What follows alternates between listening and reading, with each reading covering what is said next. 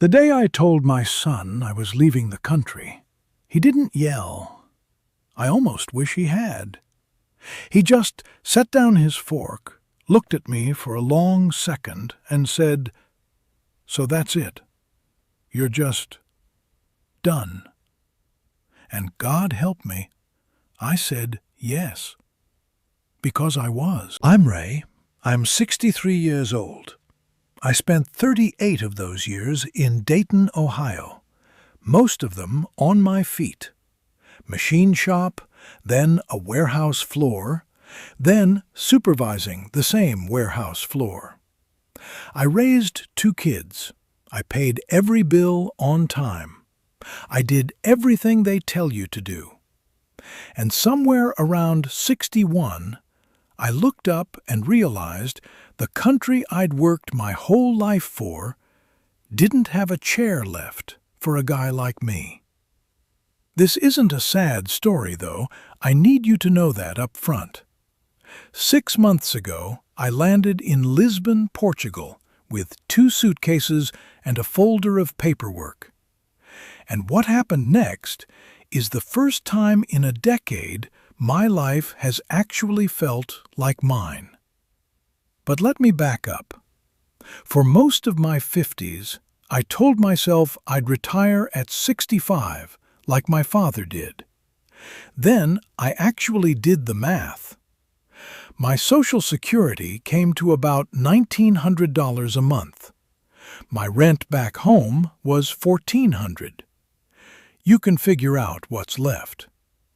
And that's before a single thing goes wrong. Then something went wrong. Chest pains one night in February. Turned out to be nothing. Stress, the doctor said. But the ambulance ride and 4 hours in an ERI, walked out of on my own 2 feet, cost me $6,000. $6,000 for nothing. I sat at my kitchen table with that bill and I laughed. Because the only other option was to cry. I wasn't poor. That's the part nobody warns you about. I was a man who'd done everything right and still couldn't afford to grow old. My knees hurt. My town had hollowed out. Plant gone.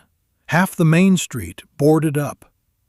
The news made me angry every single night. And I was tired of being angry. I'd go to the store and nobody looked at anybody. I'd go a whole weekend without saying one word out loud to another human being. My kids were busy. That's not a complaint. They had their own bills, their own storms. But I could feel it happening. The thing that happens to older men here. You get quiet. You get careful. You start to feel halfway invisible already, just waiting around in a country that had decided it was finished with you. And one night I thought, I'm not finished. I'm just done waiting to be. It started at 2 in the morning on my phone. I couldn't sleep, hadn't slept right in months. And I typed a question into that little search bar I was almost embarrassed to ask. Where can a regular person actually afford to grow old? I don't know what I expected, but I kept seeing the same little country at the edge of Europe. Portugal. I'll be honest, I wasn't even sure exactly where it was. I started reading. Then I couldn't stop. People like me, not rich people, regular, retired folks, were living there, on their pensions, in a country ranked one of the safest in the world, where seeing a doctor didn't come with a threat attached. I read until the sun came up, and for the first time in years, I wasn't angry and I wasn't scared. I was curious. I'd forgotten what that even felt like, to want something instead of just bracing for the next bad thing. I want to be clear. I didn't just run off. It took 8 months. I learned about a thing called the D7 visa, the one Portugal gives people with a steady income, like a pension. My social security was enough to qualify. Barely, but enough. I made spreadsheets. I'm a warehouse guy. I like a plan. Then I told my kids. That dinner I mentioned? My daughter Steph cried a little, and then, to her credit, started asking the real questions. My son, Mark, he's the one who went quiet. He said I was running away. He said, "What if you get sick over there? What if something happens and we can't reach you?" And underneath all of it, I could hear the question he didn't say out loud. How could you leave us? That one kept me up at night. These are my kids. My grandkids are in Ohio. Leaving them was the hardest part of the whole thing, and I won't pretend it stopped hurting. But I asked myself something. If I stayed, what was I actually staying for? Sunday phone calls? Being the man they worried about but never quite had time to visit? So I sold what I had, gave the truck to Mark, packed 2 suitcases, and on a gray Tuesday morning I got on a plane with my heart going like a hammer, thinking the whole way, "You are 63 years old, and you have completely lost your mind." And for the first month, I thought I had. Here's what the pretty videos don't show you. The paperwork doesn't end when you land. You deal with an agency called AIMA, Immigration, and you wait. And wait. I showed up to an office with a folder full of documents and got sent home for a form I didn't know I needed. My residency appointment got pushed twice. And nobody warns you that a Portuguese apartment has no heat. I spent my first February wrapped in a coat inside my own living room, staring at the ceiling, thinking, "What in God's name did you do, Ray?" I almost booked a flight home. I had the website open. My finger was on the button. Then a few small things happened. There was a little café at the bottom of my street in a neighborhood called Arroyos, and the owner, a man about my age named Antonio, had started nodding at me every morning. One cold day, he just set an espresso down in front of me and waved off my coins. 80 cents that coffee, and he wouldn't take it. Then he sat down. His English was rough, my Portuguese was a joke, but we made it work. And the math I've been terrified of my whole life, the math finally worked. My rent was about €1,000 for a real one-bedroom.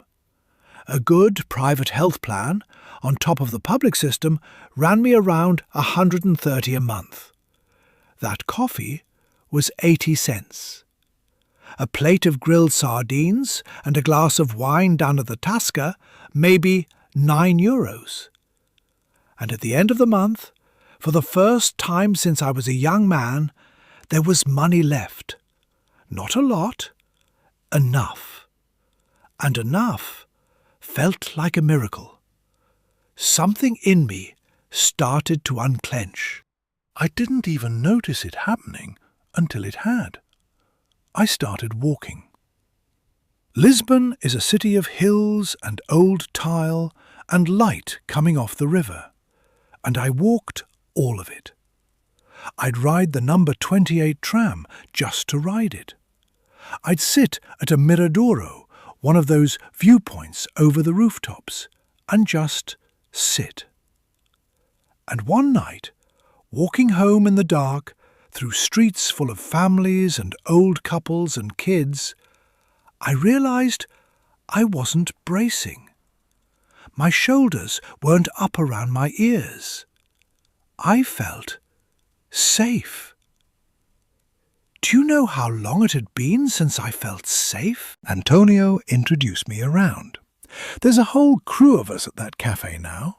A couple of Brits, a Portuguese widower, a younger fella from Germany. I fix their phones and their Wi-Fi. I was always good with that. I've got somewhere to be in the morning.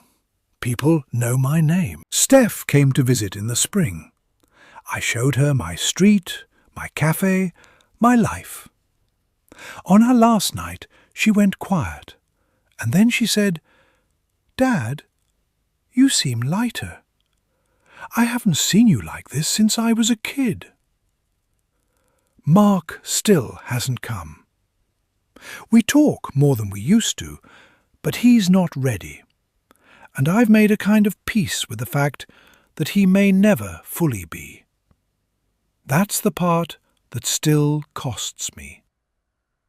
You don't get a new life for free.